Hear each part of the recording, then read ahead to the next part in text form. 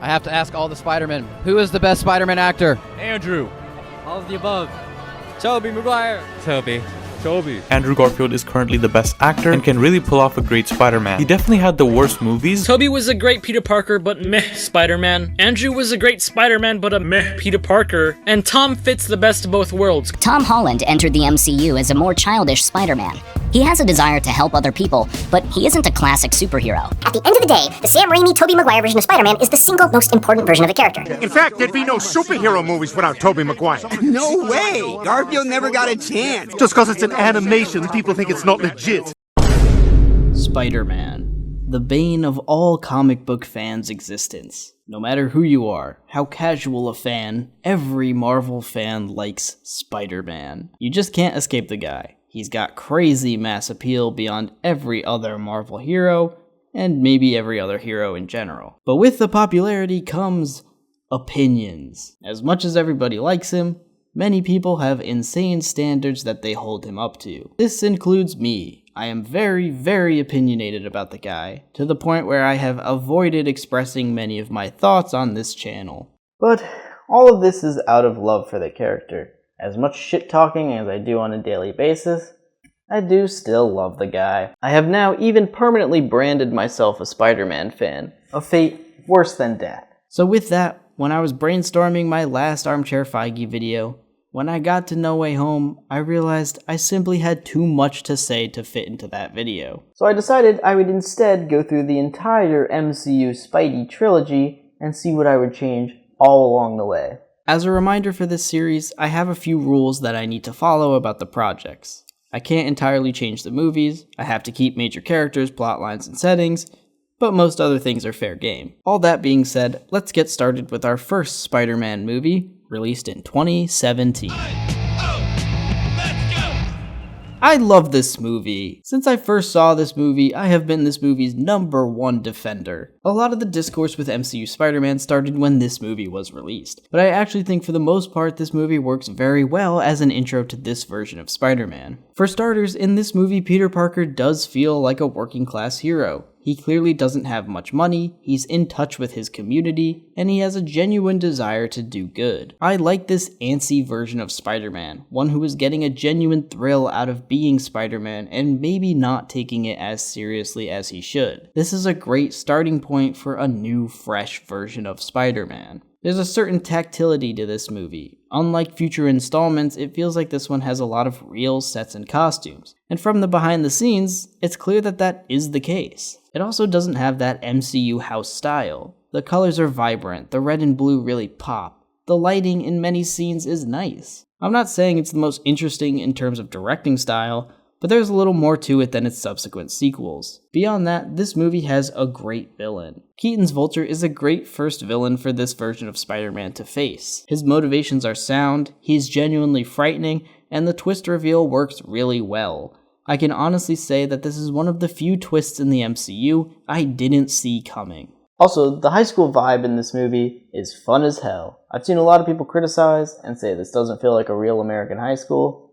But I don't know, this was kind of similar to my high school experience. Some of the changes they've made, like Flash just being kind of a dick who bothers Peter all the time instead of a beathead bully, is a lot more similar to what I faced in high school. Another really great thing about Homecoming is that it gives Peter a big supporting cast. His classmates, his teachers, and the people in his life, like the deli owner, make Peter feel more in touch with his surroundings. This is something the Raimi trilogy always excelled at. Lots of supporting characters, making Peter's life feel full and dynamic. Even little extras in that movie were memorable and make that version of New York feel lived in. Homecoming isn't as good at that, but they have way more going on in that department than the next two films. Also, this movie is actually funny. The latter two movies get a lot of flack for having too much humor, and I think the reason for that is that the humor in those ones just isn't as thoughtful. In Homecoming, different characters make different types of jokes. I'm looking at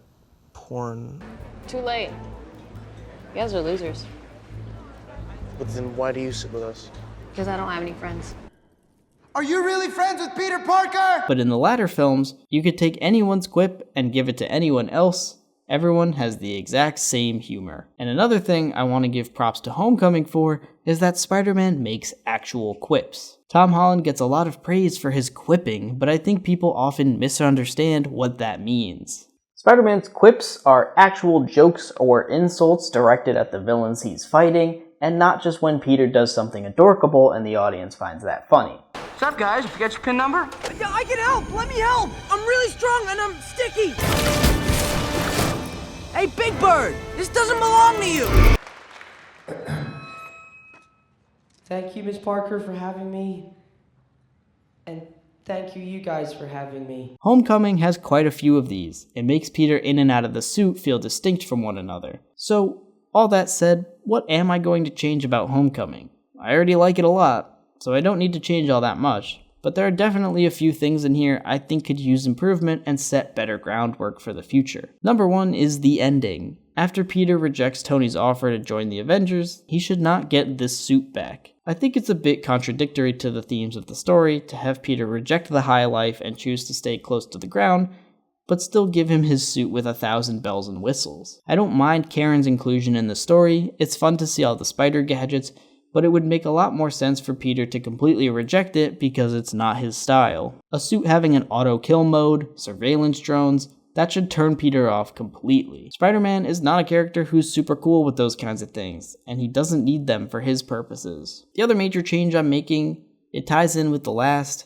is that Peter is going to more thoughtfully engage with the Vulture's motivations. I always found it a bit strange that Peter never really says anything about the fact that his mentor screwed this guy over and created this mess, and now Peter's responsible for cleaning it all up. As someone who is also working class, this should be kind of a wake-up call for Peter that his mentor is not that great of a person. Instead of being a yes man, Peter should give it back to him more. Tell Tony that he's not going to join the Avengers because someone has to be there to clean up his messes, since he's too high and mighty to engage with working class problems. And he can drop the whole Mr. Stark thing for good, calling him Tony or, God forbid, Iron Man. I think this would put Peter and Tony's relationship at a different level for the future. Now having mutual respect for each other and seeing each other as peers, Peter would still respect Tony, but recognize that he could never, and wouldn't want to, be like him. Aside from those things, my other changes are a lot more minor. First, as much as I love Homecoming, it doesn't have any really memorable action sequences in the finale. To fix that, I think we need to set our final fight with Vulture in a more memorable location. And that memorable location is in the back of the location that we're currently in. I want the final fight to be in Coney Island. Seeing Spider-Man swing among the rides, fight on the Ferris wheel, maybe save a few people that the Vulture is threatening. My favorite live-action Spidey scenes are set in crowded areas like a train or Times Square. Having people around just makes the stakes higher. So have them fight inside Coney Island, and make Peter get some recognition for saving people while fighting Vulture. Finally, and most minor of all, we're just gonna confirm that MJ is Mary Jane Watson from the get-go. There's no reason for her not to be. The only reason they didn't make her Mary Jane is because they were afraid of getting backlash for it, and that's a really dumb reason. Another thing is that Homecoming gave Peter his own kind of music taste with bands like Spoon, and they kind of drop it in all the sequels, and I'm not sure why. So I think we'll just keep that going the whole way through. Besides that, like I said, Homecoming is pretty much fine as it is. And making these few changes will set the stage better for the changes I'm going to make in the sequels. Especially, unlike Homecoming, I don't like this movie very much. It's not horrible. It's not the worst thing I've ever seen. Some scenes are among my favorites in a Spider-Man film. Others, I can't believe ever got into a major motion picture. Overall, it is probably my least favorite of the three, and not that high up in my MCU ranking either. I think this movie learned all the wrong lessons from Homecoming. There's way too much humor in this movie, and a lot of it is very annoying. It isn't nearly as smart or snappy as Homecoming was. It's also a lot less thoughtfully shot. Everything in this movie feels like it's shot on a green screen. And everyone talks weird. Bo, it's the most perfect word in the world. Italians created it and I just discovered it. You're an FOS now. Friend of Spider-Man. And you have to remember, just stay calm. I post stupid videos daily for people to like. Hey, if it wasn't for those stupid videos, Spider-Man would have never found you. Like, people in real life don't talk like this. This no longer feels like a realistic high school. This feels like a Disney Channel high school where they have like 30 minutes between classes. I don't think Spider-Man should be able to afford a trip to Europe with no difficulty. Just give us any indication that he scraped cash together for it to impress MJ. There's a deleted scene where he had to sell his Star Wars toys to afford it, and I don't know why that didn't make it into the movie. In our version, Peter has to sell photos or videos to the Bugle in order to make enough cash to afford the trip, and he's only going on the trip to get close to MJ. We can be introduced to Jonah way earlier, or at least get a name drop before we see him at the end. Now, we can still keep the plot thread of Peter having trauma from the events of Infinity War and Endgame. Just because Peter and Tony have a different relationship in our version doesn't mean Peter wouldn't still be upset by his death. We can keep the main crux of the plot, that Peter wants to get away from it all, get close to MJ, and kind of escape some of his trauma. But one major thing we are going to change is Aunt May's response to Peter being Spider-Man. I really don't like the fact that May is the one who enables Peter to be Spider-Man. Peter tells us that she had a hard time accepting it, but we never see it. I want May to be totally different with her reaction to Peter.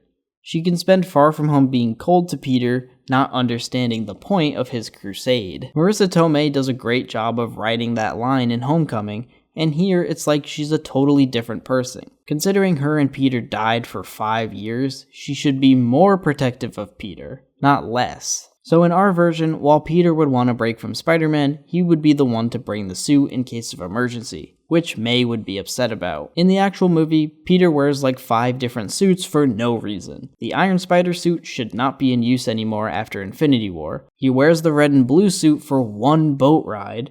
The only one that actually needs to be here is the damn Night Monkey suit, which I hate from a design perspective, but it's the only one that makes sense for the plot. So in our version, Peter will just wear his Spider-Man suit that he designed himself, similar to the one that he makes at the end of No Way Home. And yeah, Nick Fury can still give him a stealth suit to keep his identity safe. Speaking of Nick Fury, in our version, he's not a Skrull.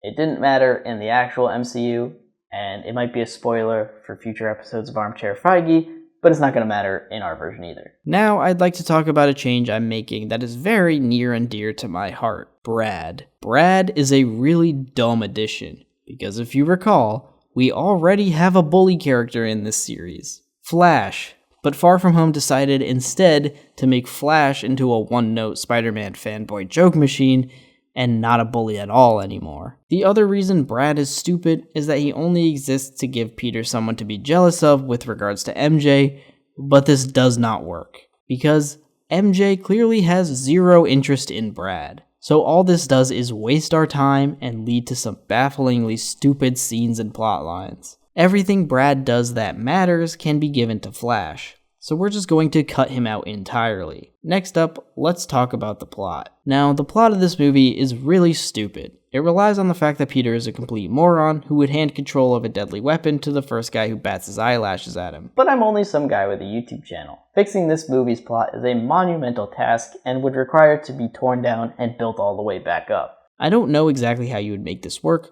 but I think one option would be to establish Mysterio more effectively. In the film, nobody knows who he is until the attack in Venice. This includes Nick Fury, who should be a lot smarter than to trust this guy. So, we should establish that all of Peter's classmates and S.H.I.E.L.D. agents have already heard about Mysterio for a little while, that he was a European Doctor Strange type hero. This could be enhanced by Fury vouching for him, but it would be a little more believable than a guy showing up on the scene and instantly being trusted. I do like Jake Gyllenhaal a lot as Mysterio, and I like what they do with updating his kind of tech to fit more in the MCU with the drones and stuff.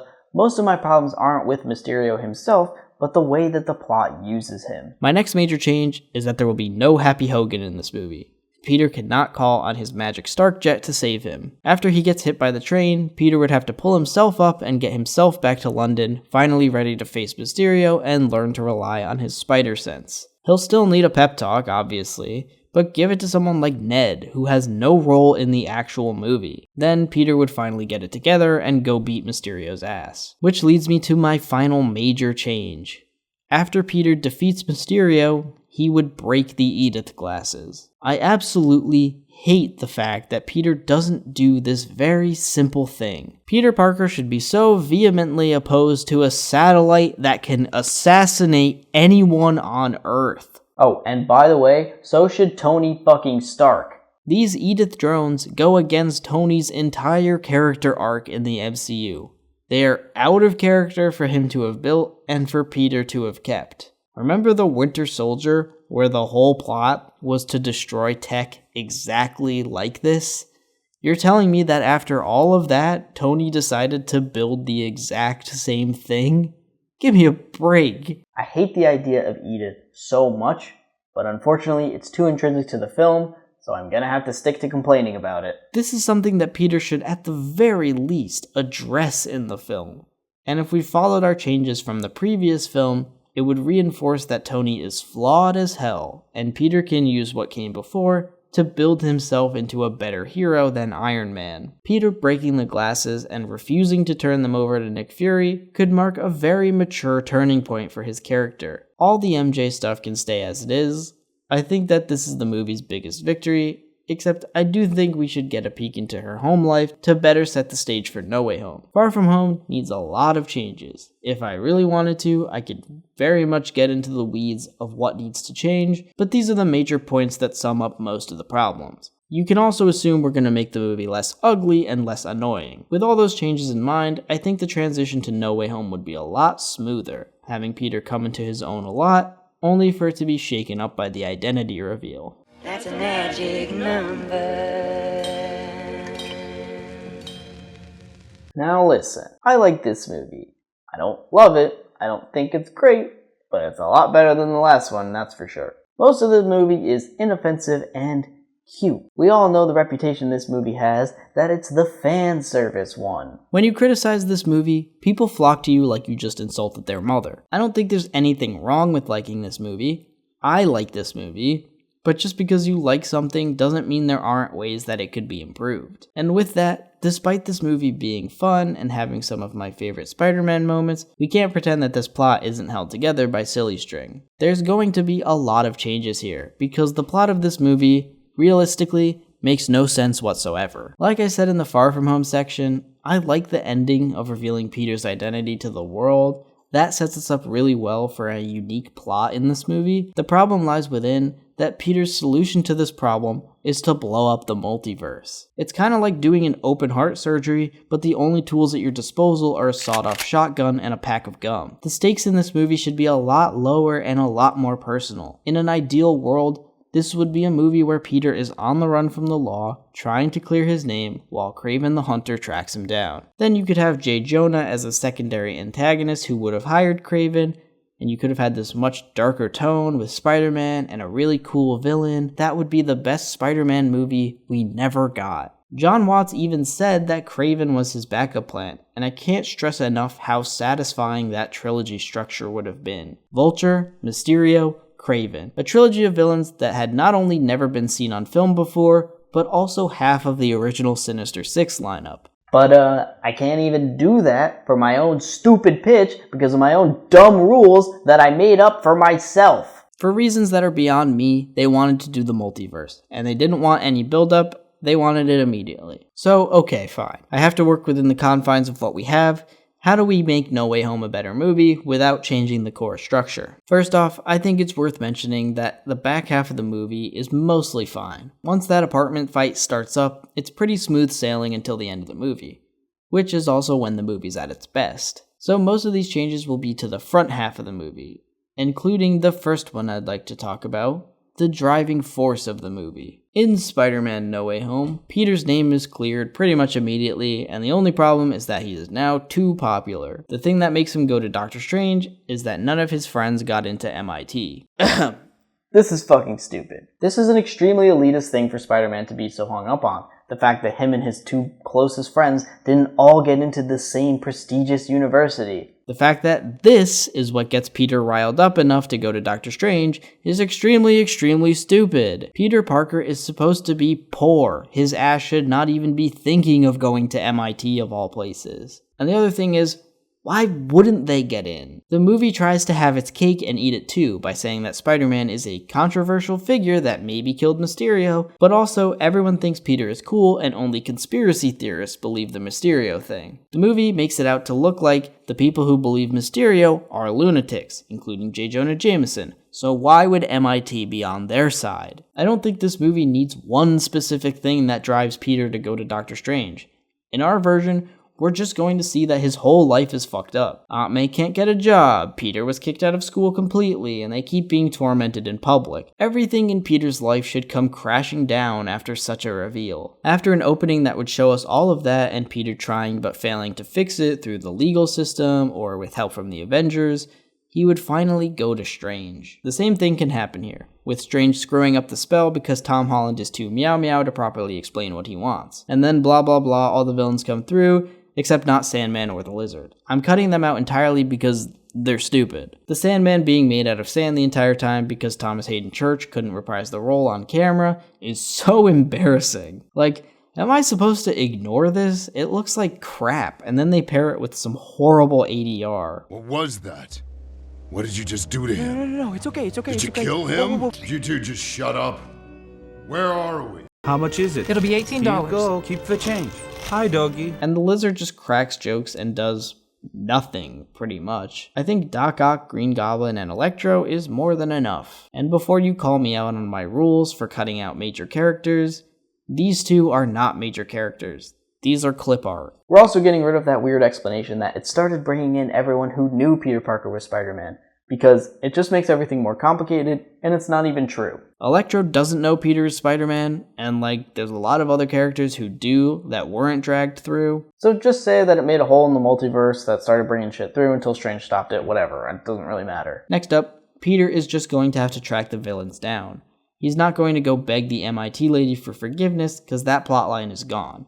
Now he's just fixing his own mess. But when he fights Doc Ock, he's not just gonna beat him by connecting to Bluetooth. Sorry movie, I'm demanding that you think of something a little more out of the box with this one. Just a small reminder that Spider-Man has super strength and Otto is a normal guy. We can just have him punch him in the head and knock him out. From that point on, we can have it follow the normal course of the film, up until this point where he's going to cure the villains. I like the curing of the villains plotline just fine, but I really don't like that they have this handy-dandy 3D printer that can just make a cure for all of them. I don't think they should be able to make any cures until all three Spider-Men are working together. Having Tom Holland solve all his problems with a 3D printer is so lazy, and makes the other Spider-Men look dumb for not figuring this stuff out. So instead, this moment is just going to have Peter think that Norman is helping him work on a cure, only to reveal that Norman is making a new piece of goblin tech to kill him with. Then we would have the same apartment punch-up, May would die, and all the villains scramble away. May's death is done quite well, and Peter's reaction to it is good, but I don't like that it's followed up by Ned doing magic and introducing the two Spider-Men in this flat, boring environment. I cannot believe this billion-dollar Spider-Man movie reintroduces Tobey Maguire's Spider-Man, who has not been seen in 14 years, by having him stroll into Ned's living room in a shirt from The Gap like he's waiting in line at the DMV. No musical cue, no epic swinging, just a middle-aged man on a soundstage. Why not have this moment after May's death be an opportunity to show us Tobey or Andrew's point of view? Show us Spider-Man from far away so we're unsure if it's Tom Holland or not. Then we see some kind of trouble. A little girl falls from a rooftop and she's caught in midair. Then we pan out and we hear the theme.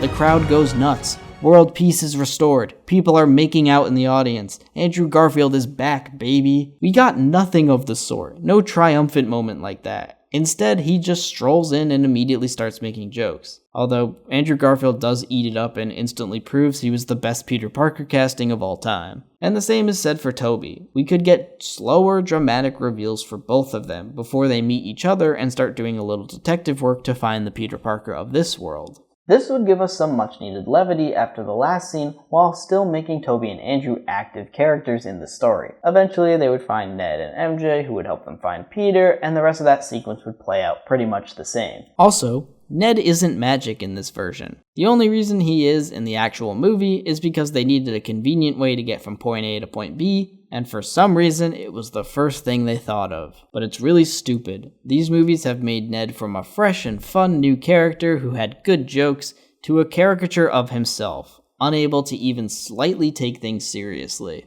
But like I said before, most of this back half of the film can stay the same. The final fight, Andrew saving MJ, Peter saving Norman, all of that is fine, although the scene of Andrew saving MJ should be filmed way better. I mean, look at these side by side, it's insane. Having worked together to find the cures, the 3 Spideys save the 3 villains, and then yada yada multiverse starts collapsing for bullshit reason, and Peter has to be forgotten to make it better. This plotline makes no sense, but it does have a great effect on the storyline, so we're gonna pretend that it does make sense in order to keep the ending, which I maintain is phenomenal. Those are some changes I would make to improve upon the existing structure of the film. I don't think it's perfect, but they would all greatly improve my enjoyment of the movie. A lot of No Way Home does work. They just tend to take the easy way out with the writing so many times. One other small nitpick of mine I want to get rid of are these goddamn callbacks. You know, I'm something of a scientist myself.